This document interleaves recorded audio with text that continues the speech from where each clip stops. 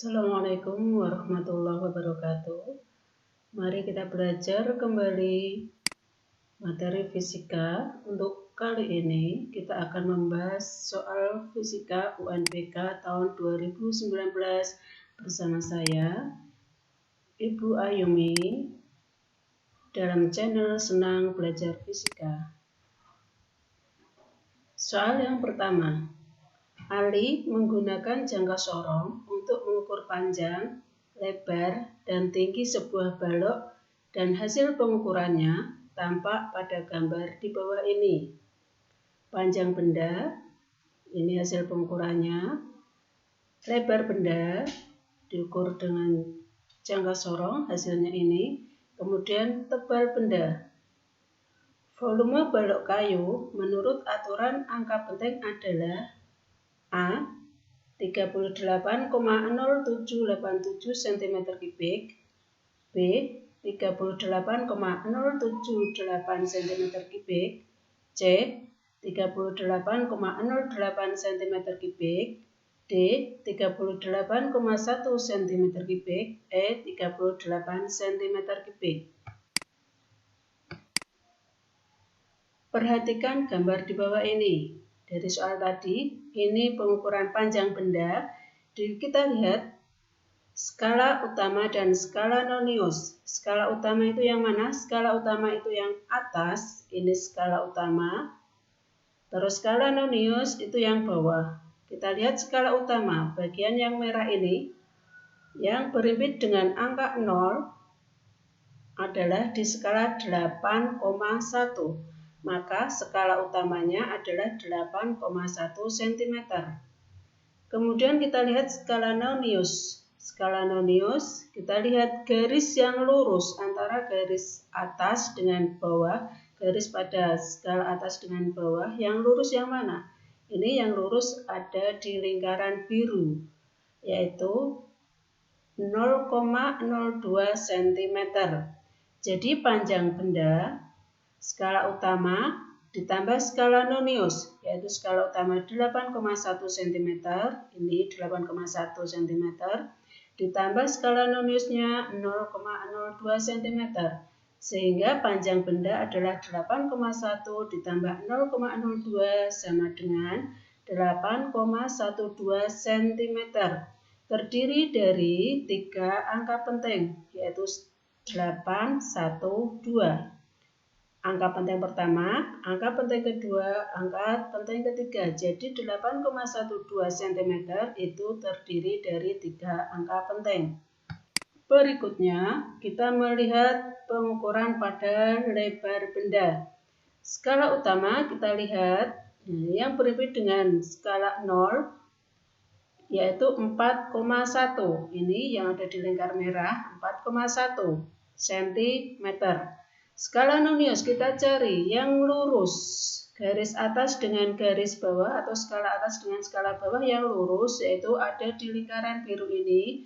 Berjarak berapa? 0, 1, 2, 3, 4, 5. Ini ada angka 5, yaitu 5 kali 0,01 cm, yaitu menjadi 0,05 cm.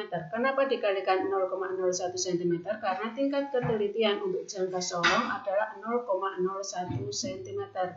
Jadi angka 5 ini dikalikan 0,01 cm menjadi 0,05 cm. Jadi hasil pembacaan untuk lebar yaitu sama dengan skala utama ini ke sini ditambah skala nonius 0,05 ke sini. Jadi lebar yaitu 4,1 ditambah 0,05 sama dengan 4,15 cm. Ada berapa angka penting? Ya benar, ada 3 angka penting. Pengukuran berikutnya yaitu tebal benda. Kita lihat tebal benda seperti pada panjang dan lebar. Kita lihat skala utama dan skala nonius. Skala utama, untuk melihat skala utama 0 berimpit dengan angka berapa? Yaitu di sini 1,1 cm. Skala nonius mana yang lurus? Yaitu ada di 1, 2, 3. Ada di 3, skala ketiga. 3 kali 0,01 cm menjadi 0,03 cm. Jadi tebal benda yaitu 1,1 cm ditambah 0,03 cm sama dengan 1,13 cm. Ada 3 angka penting.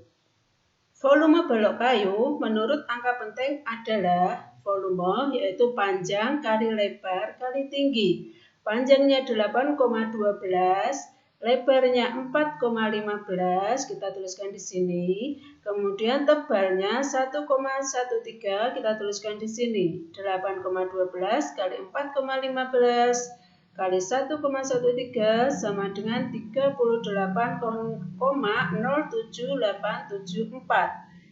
Karena yang dikalikan semuanya terdiri dari 3 angka penting, yaitu dari panjang, lebar, dan tinggi, masing-masing terdiri dari angka penting, 3 angka penting, maka volume balok pun harus ditulis sebanyak 3 angka penting, yaitu menjadi 38, ini 0 menjadi 1.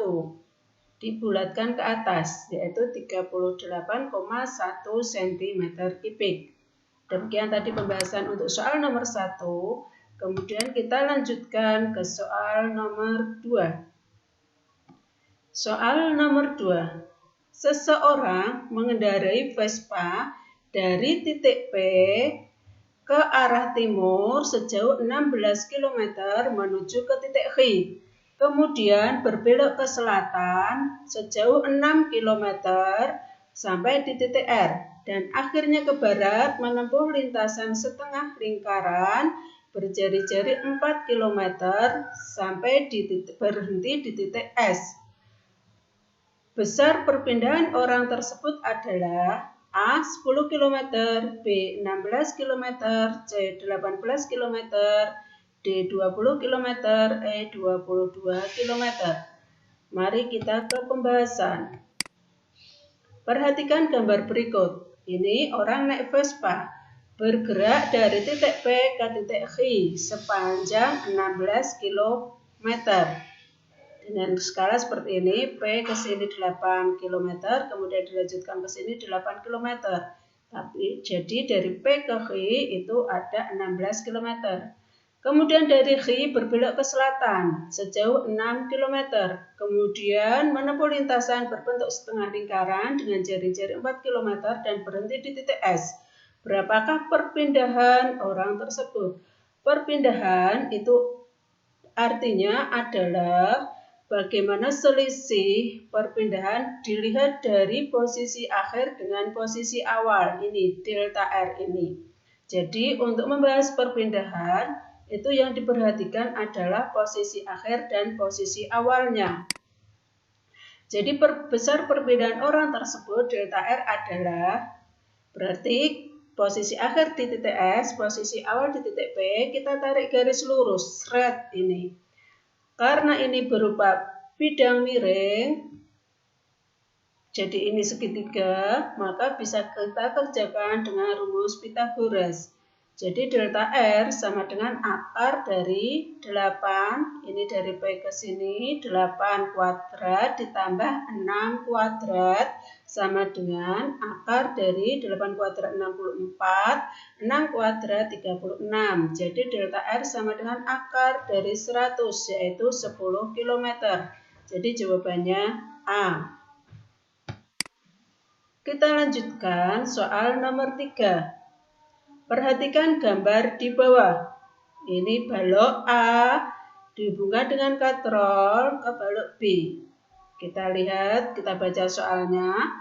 Balok A bermassa MA terletak pada meja datar licin terhubung dengan balok B bermassa MB melalui seutas tali tidak bermassa. Talinya tidak bermassa dan sebuah katrol pada sudut meja. Katrol dianggap licin dan massa katrol diabaikan. Katrol dianggap licin, massa katrol diabaikan, tak massa tali juga diabaikan. Maka percepatan benda pada sistem dan tegangan tali T yang benar adalah, ini pilihannya A, B, C, D, E. Mari kita bahas.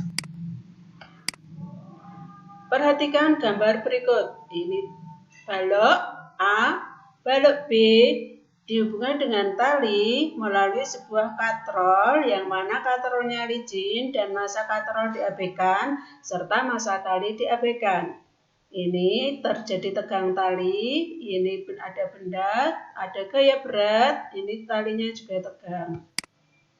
Menurut hukum 2 Newton, percepatan sama dengan sigma F dibagi sigma M. Percepatan A sama dengan sigma F. Sigma F, gaya yang ada pada sistem ini, yaitu yang searah dengan arah benda itu bernilai positif. Yang berlawanan dengan gerak benda itu bernilai negatif. Saya ulangi, yang searah dengan gerak benda itu bernilai positif. Yang berlawanan arah dengan gerak benda bernilai negatif. Sedangkan untuk sistem ini, benda bergerak ke A bergerak ke kanan, B bergerak ke bawah. Jadi gerakannya seperti ini, serat ke kanan, terus ini ke bawah. Sehingga percepatan sama dengan, karena ini searah dengan gerak benda WB, maka nilai WB positif. WB dikurangi T, ini min T, terus ini searah dengan gerak, maka di sini plus T. Sehingga WB min T plus T dibagi, karena di sini ada dua benda, maka sigma M-nya ini merupakan jumlah dari massa benda A ditambah massa benda B, MA ditambah MP. Sama dengan min T plus T hilang, sehingga tinggal WB dibagi MA plus MP. Sehingga A percepatan sama dengan WB, berat B sama dengan adalah massa B dikalikan percepatan gravitasi dibagi MA plus MP. Perhatikan benda A. Kita perhatikan benda A. Pada benda A, ini hukum 2 Newton, sigma Fx sama dengan MA kali A. Sehingga T sama dengan MA, kita tulis MA. Kemudian A ini kita ganti dengan A ini. A percepatan, kita ganti dengan percepatan yang sudah kita peroleh pada pengerjaan sebelumnya, yaitu MA, ditulis MA lagi. Kemudian A diganti MB dikali G bagi MA plus MB. Jadi jawabannya adalah E. Demikian tadi pembahasan untuk soal nomor 3. Dipahami ya. Kita lanjutkan dengan soal nomor 4. Dua buah satelit A dan B yang sedang mengorbit bumi di ketinggian MEO medium Earth orbit. Satelit A mengorbit bumi dengan ketinggian R, dengan R adalah jari-jari bumi, dan memiliki periode orbit sebesar T1. Satelit B memiliki ketinggian orbit sebesar 3R dan memiliki orbit sebesar T2. Perbandingan antara T1 dan T2 adalah, kita perhatikan tadi satelit, ini satelit B, ini satelit A, ini bumi. Bumi dengan jari-jari R. Satelit A ke bumi berjarak R, satelit B ke bumi berjarak 3R. Kemudian perbandingan periode satelit A dengan satelit B. TA per TB kuadrat sama dengan RA per RB pangkat 3. Sehingga TA per TB kuadrat sama dengan RA. RA ini ditambah dengan R, jari-jari bumi. Jadi jarak dihitung dari satelit ke pusat bumi. Sehingga RA menjadi R ditambah R. Ini. Kemudian TB R-nya, RB, yaitu 3R ditambah R. 3R jarak satelit B ke bumi, kemudian ditambah R, yaitu jari-jari bumi. Karena jarak itu dihitung dari dihitung dari satelit ke pusat bumi, sehingga di sini RB menjadi RB set ke sini sama dengan 3R plus R ini. Paham ya? Kita lanjutkan. TA plus TB dalam kurung kuadrat sama dengan R plus R itu 2R. R plus 3R itu 4R. Jadi 2R per 4R dalam kurung kuadrat pangkatkan 3. Masih sama ini, terus sama dengan 2R sama dengan 8, 4R sama dengan 64. Maksudnya bagaimana? Ini R-nya dicorek. Hilang, sehingga tinggal 2 pangkat 3 sama dengan 8, 4 pangkat 3 sama dengan 64. Kita sederhanakan, 8 bagi 8 1, 64 bagi 8 8. Jadi TA per TB kuadrat sama dengan 1 per 8. Ini TA per TB kuadrat hilang, yang sebelah kanan menjadi akar. Akar 1 per 8 sama dengan 1 per akar 8 itu adalah 2 akar 2. Karena di bawahnya ada akar 2, maka ini dikalikan akar 2 per akar 2. Sehingga TA per TB sama dengan akar 2 dibagi 2 kali ini, akar 2 dengan akar 2 akar 4. Akar 4 itu kan 2. 2 kali 2 sama dengan 4. Sehingga TA per TB sama dengan akar 2 per 4. Jawabannya D. Demikian. Kita lanjutkan ke soal nomor 5. Perhatikan gambar berikut. Ini gambar di atas menunjukkan seorang ibu mendorong kereta belanja di atas bidang datar, licin, dengan gaya F sehingga berjalan dalam selang waktu T. Tabel berikut ini berisi data-data tentang massa M, gaya dorong F, dan waktu T. Berdasarkan data di atas, maka urutan data yang menghasilkan usaha mulai dari terkecil adalah A. 1, 2, 3, 4, B. 1, 3, 4, 2, C. 2, 4, 3, 1, D. 3, 1, 2, 4, E. 4, 2, 1, 3. Terus, usaha dirumuskan W sama dengan F kali delta S. W sama dengan F. Delta S itu adalah perpindahan. Perpindahan yaitu setengah AT kuadrat. Rumusnya ini ya. Nah, sedangkan A sendiri menurut hukum 2 Newton, A sama dengan F per M. Sehingga W sama dengan F, terus lagi setengah, A-nya diganti F per M, terus kalikan T kuadrat. Sehingga W sama dengan F kali F menjadi F kuadrat, setengah menjadi 1/2 ini, T kuadrat dituliskan lagi, M dituliskan lagi. Sehingga W sama dengan F kuadrat T kuadrat per 2M. Sama dengan, karena ini sama-sama kuadrat, maka dikurungkan F kali T dalam kurung, kemudian dikuadratkan, dibagi 2M. Dari rumus di atas diperoleh data besar usaha sebagai berikut. Nanti dihitung ya, dengan rumus ini dihitung besar usaha dari tiap-tiap tabel.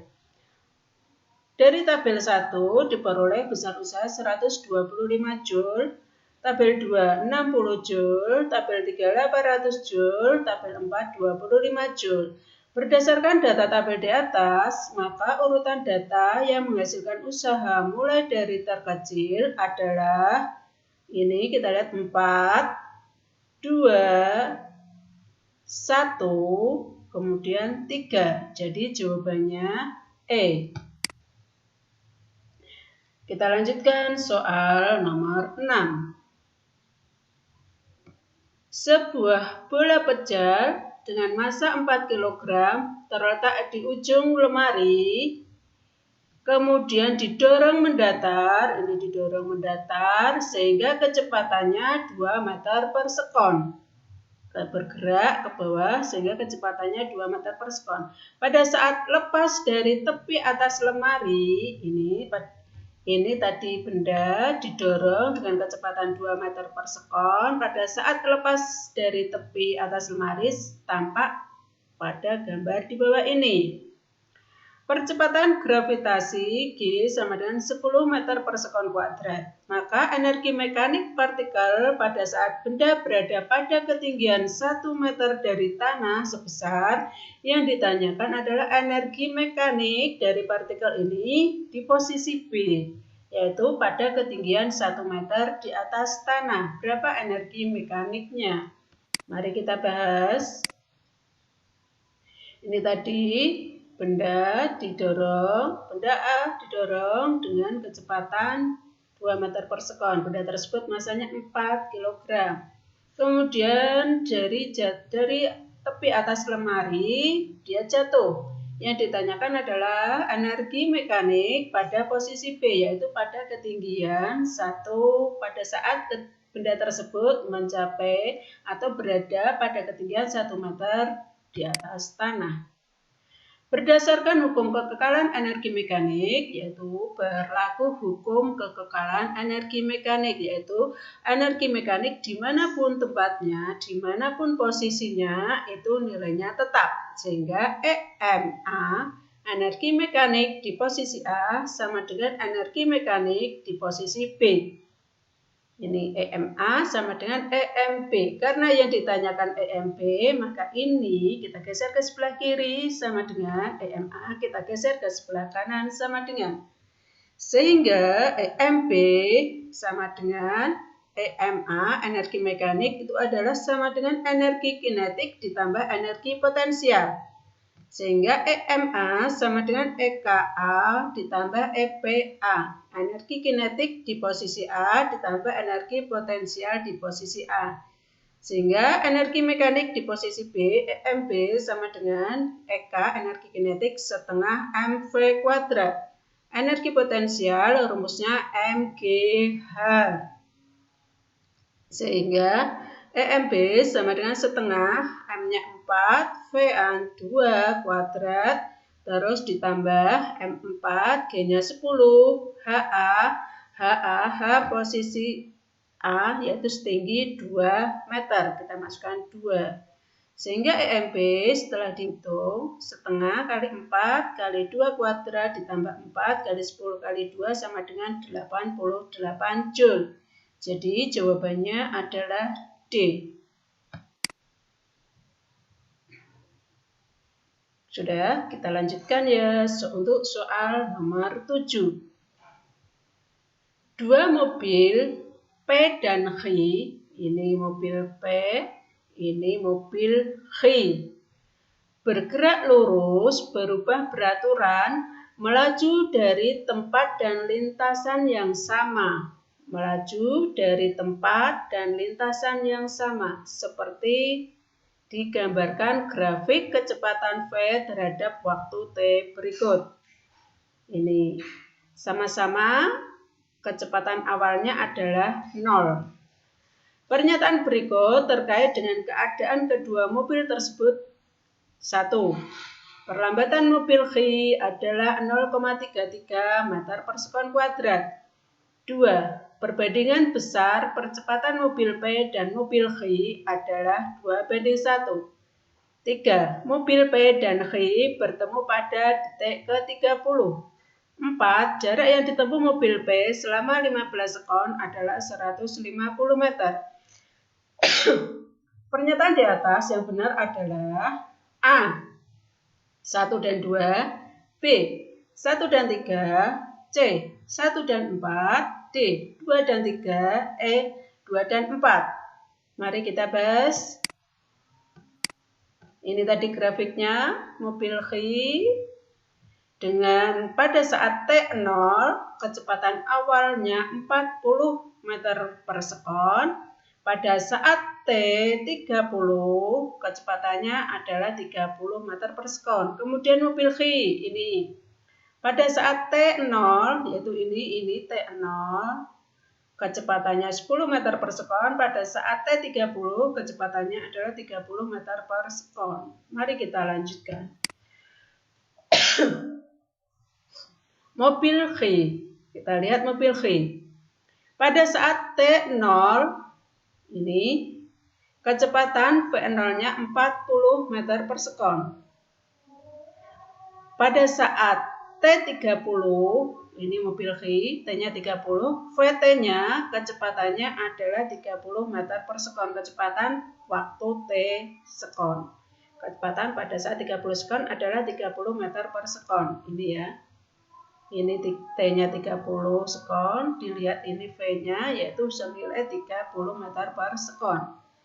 Percepatan benda A adalah untuk mobil G, A sama dengan VT min V0 per T min T0.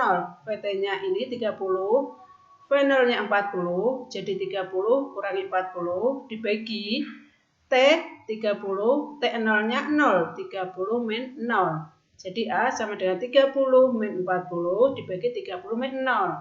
Sama dengan min 10 dibagi 30. Sama dengan min 1 per 3 atau 0,33 meter per sekon kuadrat. Tanda min itu menunjukkan bahwa dia diperlambat. Berarti mobil G ini geraknya diperlambat. Saya ulangi, karena A di sini ketemunya min 1 per 3, min berarti dia diperlambat. Lanjut. Dari grafik pada soal dapat diketahui kemudian mobil P. Kita lihat mobil P, ini seret ke atas. Pada saat T0, V-nya berapa? V-nya 10 meter per sekon.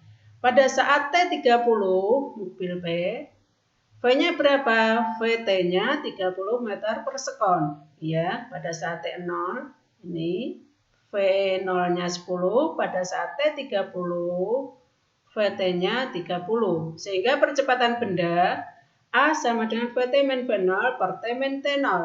30 kurangi 10 dibagi 30 kurangi 0. 30 kurangi 10, 20. 30 min 0, 30. 20 dibagi 30. Disederhanakan menjadi 2 per 3 meter per sekon kuadrat. Nah, di sini PAP banding AG, A mobil P 2 per 3, ini benar. Dibanding AG, ini min 1 per 3, 1 per 3 sama dengan 2 banding 1, 2 per 3 kali 3 per 1. Nah, 3-nya bisa dicoret, dihasilkan 2 per 1, 2 banding 1. Pernyataan nomor 2 benar. Jadi pernyataan nomor 1 benar, pernyataan nomor 2 benar. Kita lanjutkan. Saat mobil P dan mobil G bertemu.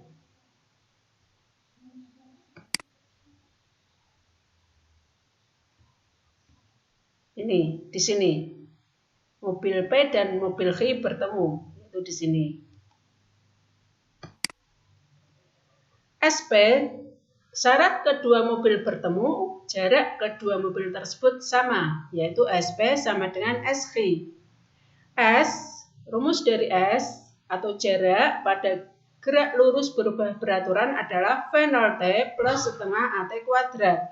Ini juga sama V0T plus setengah AT kuadrat. Karena ini P sebelah kiri sama dengan P, maka di sini V0P. A-nya juga AP. Karena sebelah kanan SG, maka di sini variabelnya juga G, ini juga G. Sehingga SP sama dengan SG sama dengan V0P kali T plus setengah AP T kuadrat sama dengan V0G T plus setengah AG kali T kuadrat. V0 dimasukkan 10 T plus setengah AP-nya tadi 2 per 3 T kuadrat tulis sama dengan V0G 40 T. Terus tadi nilainya min setengah, maka kita masukkan di sini min setengah. Terus tadi min sepertiga ya, akhirnya min sepertiga, setengahnya ini ditulis min sepertiga, ini min sepertiga kali T kuadrat. Sama dengan ke bawah kita lihat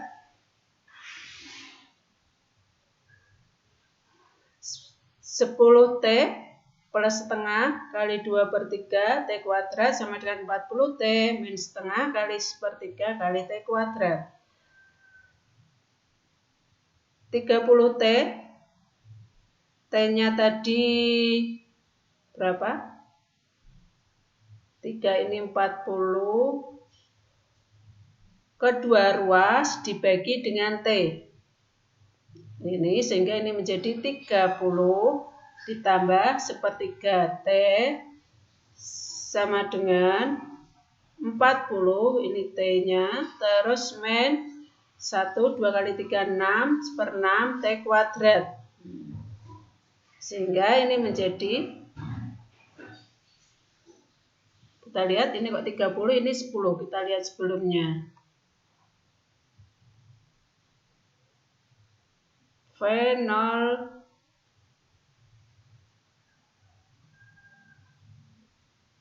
mobil apa tadi? Mobil P, V0P. V0P 10. Berarti ini 10 ya, maaf ini salah ketik, nanti diulangi lagi. 10T, ini berarti 10 ditambah 1/3 T sama dengan 40 min 1/6 T. Ya, kemudian ini yang ada T-nya dikumpulkan dengan yang ada T-nya. Kemudian ini 1/3 min 1/6 dibawa ke sebelah kiri, ya. Min 1/6 dibawa ke sebelah kiri menjadi 1/3 plus 1/6 T sama dengan 40. Ini 10 tadi dibawa ke kanan, 40 dikurangi 10 sama dengan 30. Oke, sehingga ini pernyataan nomor 3 salah. Kemudian jarak yang ditempuh mobil P.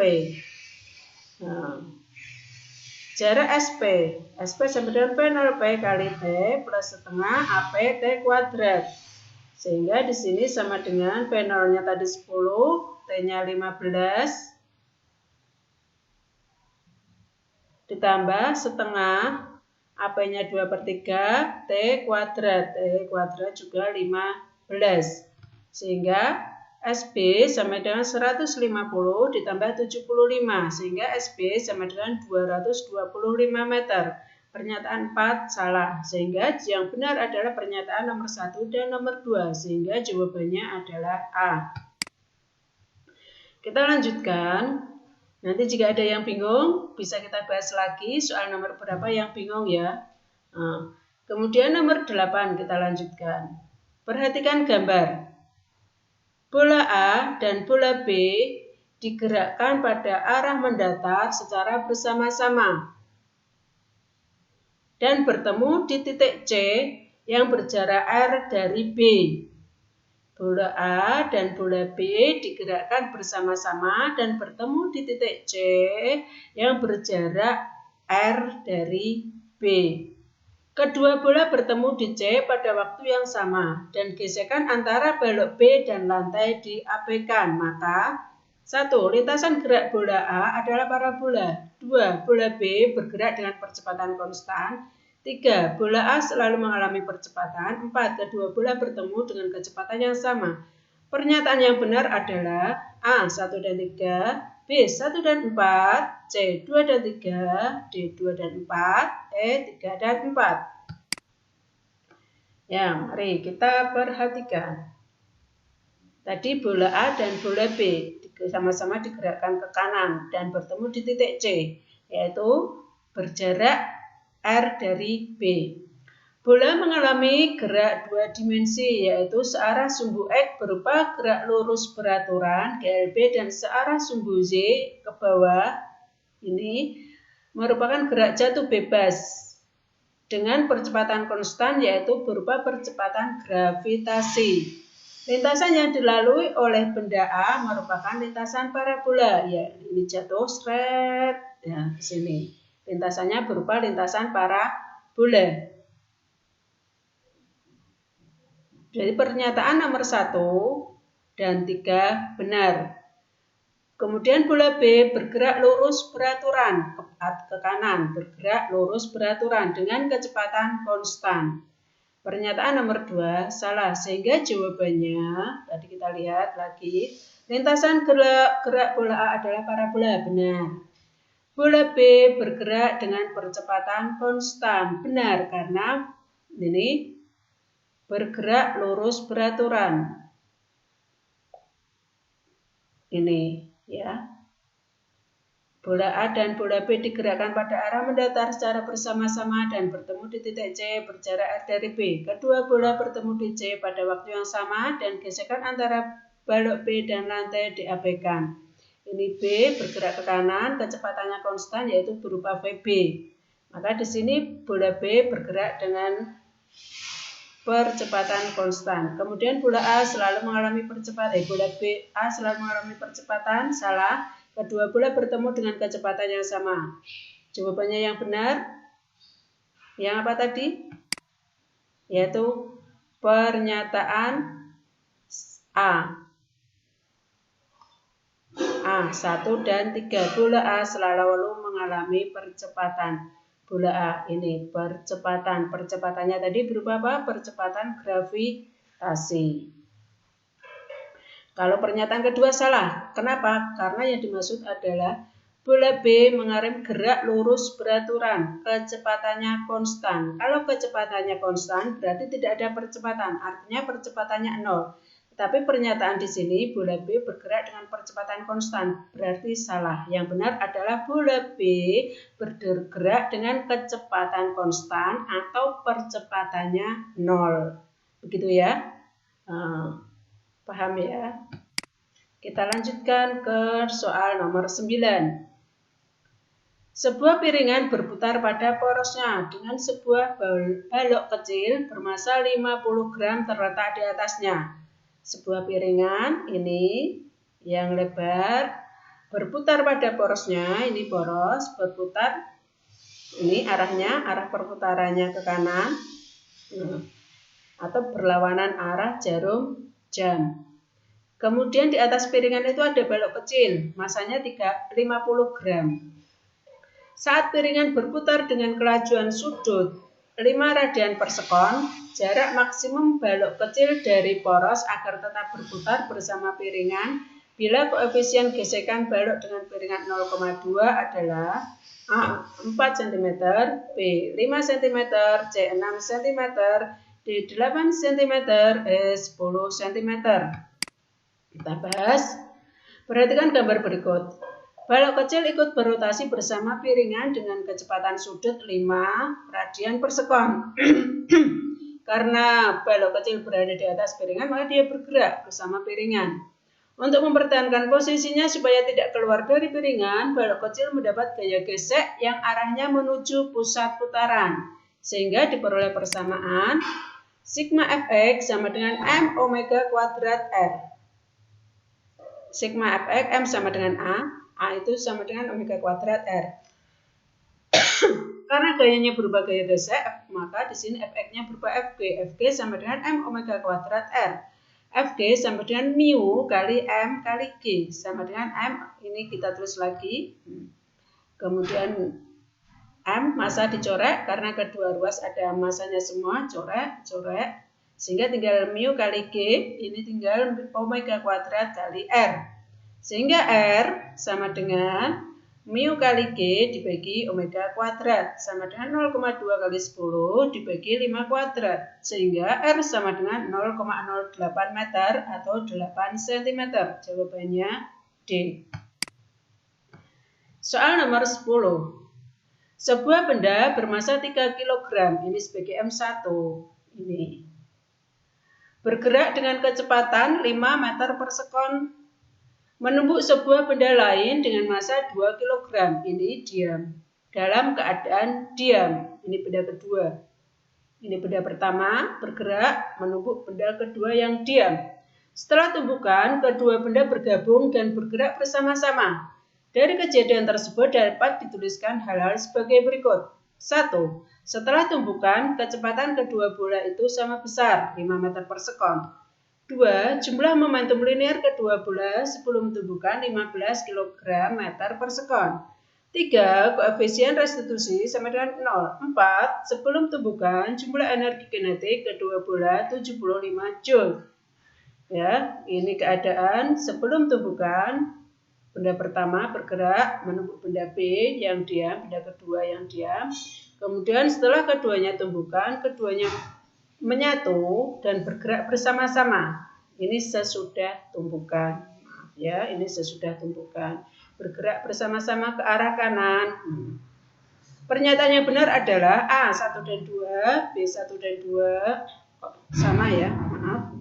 C, ini soal dari sana ini sama. C 2 dan 3, D 2 dan 4, E 3 dan 4. Kita bahas. Perhatikan gambar berikut. Ini sebelum tumbukan. Benda pertama bergerak dengan kecepatan V menumbuk benda kedua yang diam. Setelah tumbukan, setelah kedua benda bertumbukan, kedua benda bergerak bersama-sama ke arah kanan dengan kecepatan V aksen. Sehingga berlaku hukum kekekalan momentum, yaitu jumlah momentum kedua benda sebelum tumbukan sama dengan jumlah momentum kedua benda setelah tumbukan. Sebelum tumbukan ini sebelah kiri, setelah tumbukan sebelah kanan sama dengan sebelum tumbukan, yaitu momentum benda pertama M1 kali V1 ditambah momentum benda kedua M2 kali V2 sama dengan momentum. Karena kedua benda menyatu, maka ini masanya dijumlahkan M1 plus M2 dan gerak bersama-sama artinya kecepatan kedua benda sama, sehingga M1 plus M2 dikalikan V aksen. Jadi di sini M1 3, V1 5, M2 2, V2 0. Kenapa 0? Karena bendanya diam, sama dengan M1 3 ditambah M2 2 dalam kurung kalikan V aksen, kecepatan setelah tumbukan. Sehingga ini 15 tambah 0 sama dengan 5 V aksen. 15 sama dengan 5 V aksen. Sehingga V aksen sama dengan 15 dibagi 5 sama dengan 3 meter per sekon. Pernyataan pertama, tadi apa? Pernyataan pertama. Pernyataan pertama, setelah tumbukan kecepatan kedua benda sama besar 5 meter per sekon. Setelah kita hitung, kecepatan kedua benda setelah tumbukan adalah 3 meter per sekon. Berarti pernyataan pertama salah. Kemudian kita lanjutkan. Pernyataan kedua. Pernyataan kedua, jumlah momentum linier 15 kg meter per sekon. Apakah benar? Kita lihat. Sigma, jumlah momentum sebelum sama dengan M1 kali V1 plus M2 kali V2, yaitu 3 kali 5 ditambah 2 kali 0 sama dengan 15. Benar, pernyataan kedua benar. Kemudian kita lanjutkan, setelah tumbukan kedua benda bersatu, itu berarti tumbukannya bersifat tidak lenteng sama sekali. Artinya apa? Kalau tidak lenteng sama sekali, berarti koefisien restitusi E sama dengan 0. Pernyataan ketiga benar. Berarti yang benar adalah pernyataan kedua dan ketiga, yaitu ada pada pilihan C. Demikian pembahasan soal-soal UN tahun 2019. Bisa dipahami? Tolong dipahami, karena belajar fisika itu sesungguhnya menyenangkan, ada tantangan sendiri. Dipahami, jika Mas nanti masih ada yang belum paham, bisa dilanjutkan di pembelajaran classroom atau bisa tanya ke Bu Paryumi lewat WA atau bisa telepon atau bisa bertanya lewat media sosial yang lain.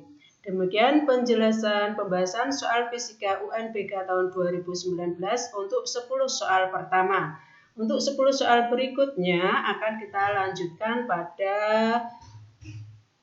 video yang berikutnya.